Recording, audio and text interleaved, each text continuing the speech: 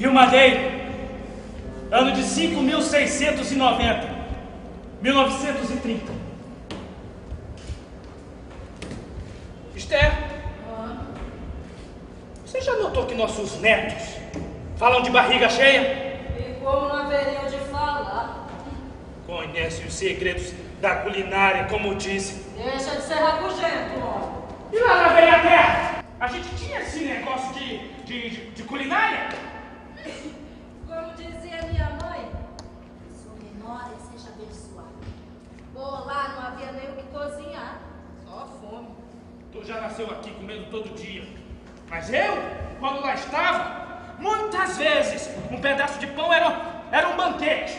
Essa história tu já me contou umas 200 vezes. Saí de Tetuã em 1888. Estava com 12 anos. Cheguei em Belém e não consegui emprego. A situação era de crise. A borracha ainda não valia muito. Um homem, um cristão, se compadeceu de mim. Deixou que eu dormisse na oficina tipográfica dele, onde ajudei ele a imprimir convites e cartões de visita. Ao fazer uma entrega na casa de um comerciante, acabei sendo contratado para trabalhar no Seringal, no Rio Madeira. E foi por isso que a gente se encontrou. Quando foi mesmo? 1914.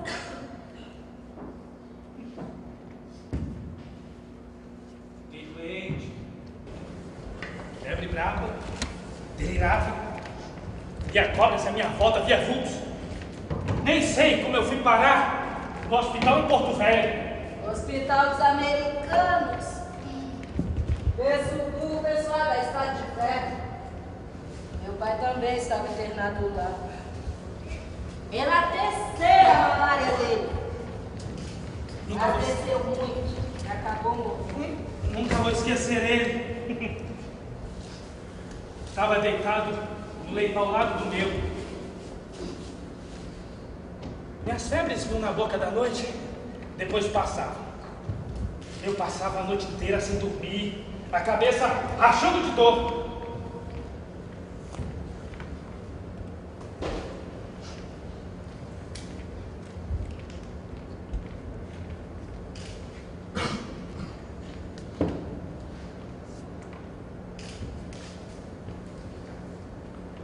Ele disse que tinha uma filha.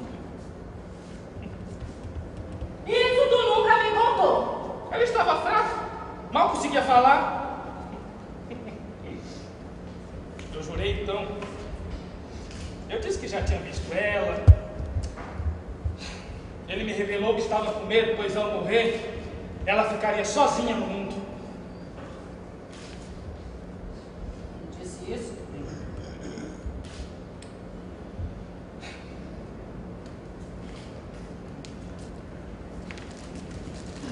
No dia seguinte, ele morreu e eu não consegui rezar.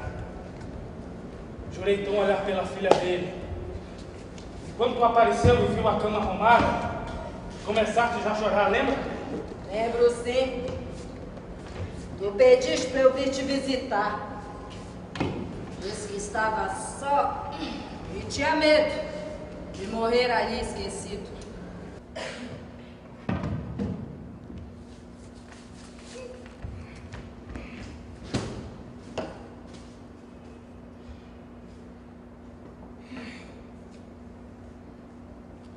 Estou cansado.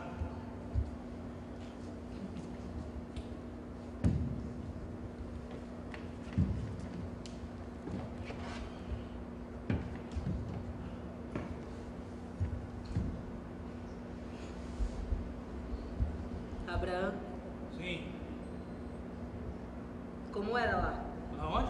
No Marrocos, na velha terra. É diferente daqui. Isso eu sei. Mas como era mesmo? Era ruim. O que será?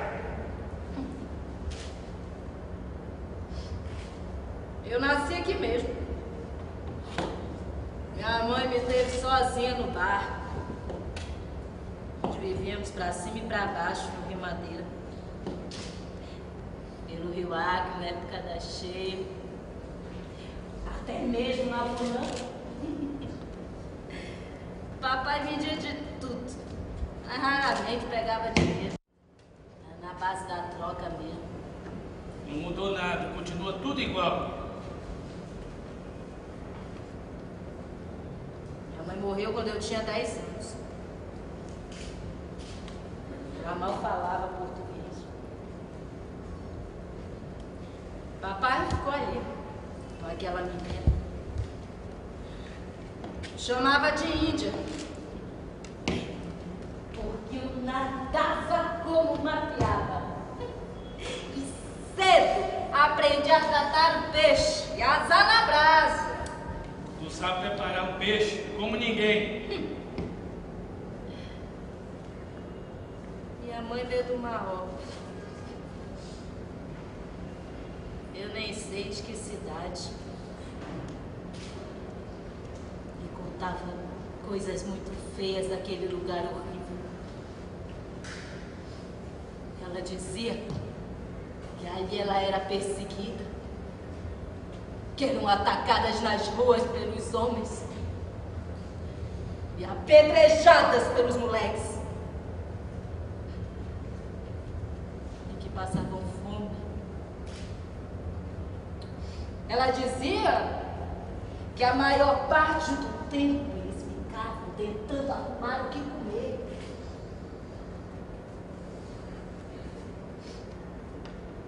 Hoje eu não sei. Mas quando eu vivia lá na cidade de Tetuã, a gente vivia na pobreza. Pobreza mesmo, como aqui não tem.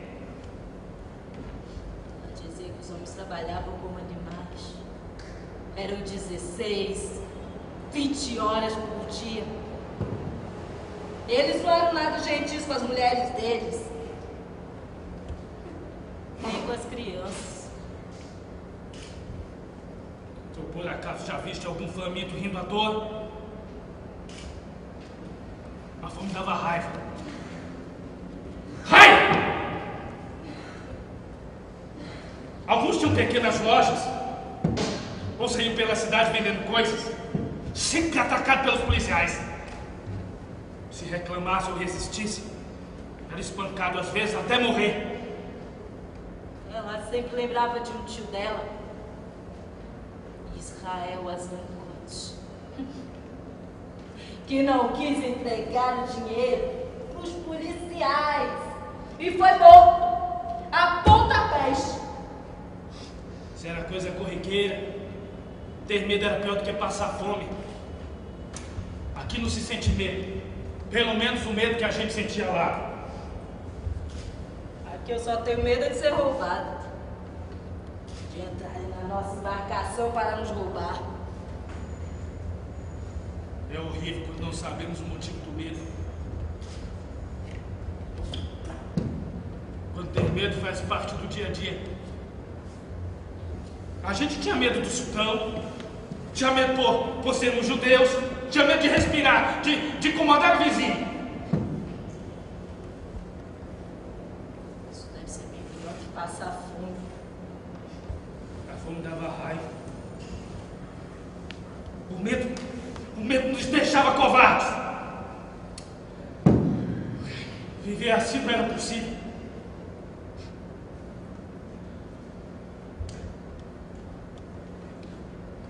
Isso já passou. Agora é outra história.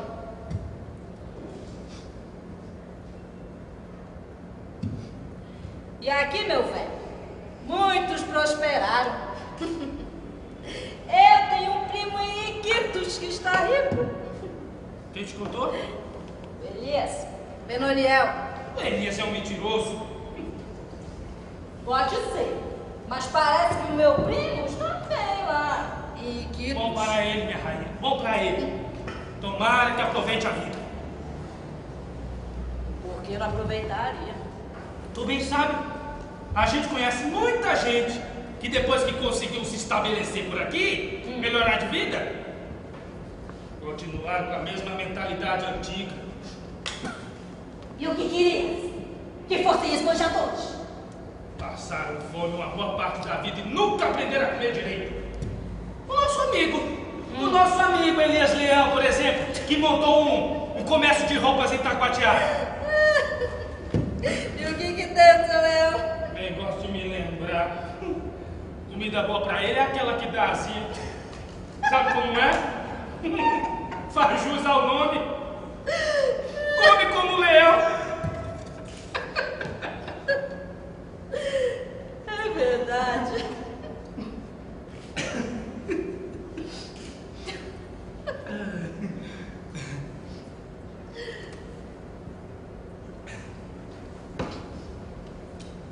É muito difícil abandonar os velhos hábitos. Dá mais pra gente que vive da tradição. Não falo de tradição, falo de hábito, de mentalidade. A pobreza é como uma doença que nunca se cura totalmente. Mesmo depois de muita riqueza, ela se agarra em nós. Por debaixo das roupas caras, das joias. Ó, lá está ela, palpitando. E o que tem de mal nisso? E da pobreza dentro da gente? Sei lá. Talvez seja bom para os ricos, né? Não esqueceram que era ser pobre, né? Que era passar fome.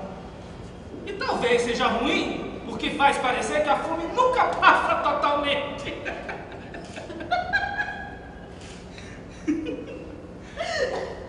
Como causa do seu leão?